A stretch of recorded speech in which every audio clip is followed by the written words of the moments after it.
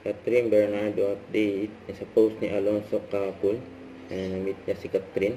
Ipaglaro pa nga, sabi dito sa post. Unforgettable moments with Ate Catherine Bernardo. Playtime just got a whole lot more fun. Saya nila.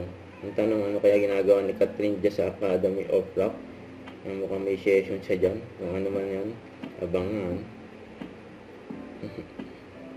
Cute. Ito pa yung IG story ni Catherine. Yung mga ibibentang outfit ni Catherine. Sabi, this outfit are looking for a new home.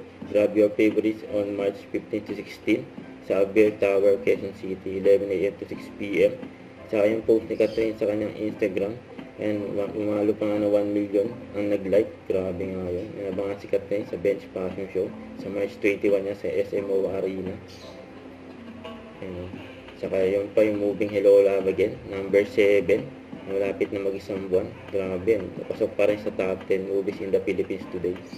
Ito, may nagtanong kay Joros. Sabi, you have shared to gospel to Alan and Catherine. Sabi ni Joros, one-on-one ko silang kausap. Minsan sabay silang. You know. Don't forget to subscribe and click the notification bell for more update. This is Richard the Action Vlog. Stay tuned for more videos. See ya.